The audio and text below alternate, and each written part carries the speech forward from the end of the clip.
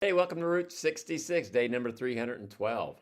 We're looking at the Gospel of John, John's Gospel of the life of Jesus, and we have two chapters that we're reading today, 11 and 12. And you'll be reading about raising Lazarus from the dead, as well as the beginning of Jesus getting ready to prepare himself and his disciples for going to the cross. So in John chapter 11, that is the raising of Lazarus. Jesus received word that his friend Lazarus was sick. And I believe on purpose, he delayed his coming so that Lazarus would die. And when he arrived, there was obviously a lot of weeping and a lot of mourning. And so Jesus met his sisters, Mary and Martha, and they both said, if you'd have been here, he wouldn't have died. And that is true.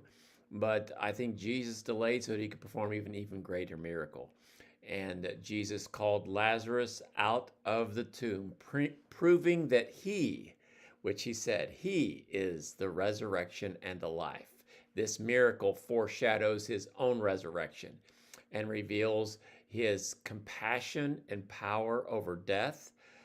One of the more famous verses in all the Bible, because it is the shortest verse, Jesus wept. Jesus cried at the funeral of his friend, and it shows that grief is real and grief is not wrong. I love John 11:25, Jesus saying, I am the resurrection and the life. He who believes in me, though he may die, he shall live. So that's great. John chapter 12, we find the anointing of Jesus. Mary anoints Jesus' feet with some costly perfume. This symbolized her love and devotion to Jesus. The crowds hailed Jesus as the king when he came during his triumphal entry into Jerusalem. But he actually speaks about his coming death. At the height of his career, you might say, he's talking about the depths of his career. He's going to die.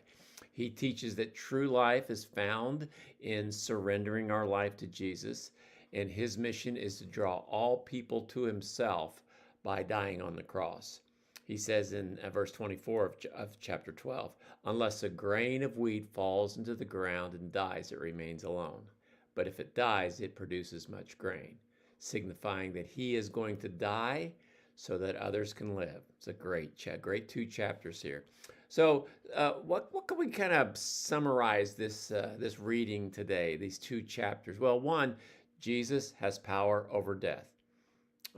Jesus controls everything. Jesus is authority over everything. Even situations that seem hopeless, God has timing, and God has power over everything. Second lesson that we have is love leads to sacrifice. Like Mary, give Jesus your best. Nothing poured out for him is ever wasted. When you love, you always make sacrifices for those you love. And you love Jesus, you make sacrifices, just like he made sacrifice for us. And another lesson, a third lesson, the cross defines greatness. Real life doesn't come through self-promotion. Real life comes through surrendering, even the death of the cross, which Jesus did. That's what Jesus was great, but the cross showed us how great he was in giving his life for us. And our greatness is not shown by being important, but it's in sacrificing ourselves to serve other people.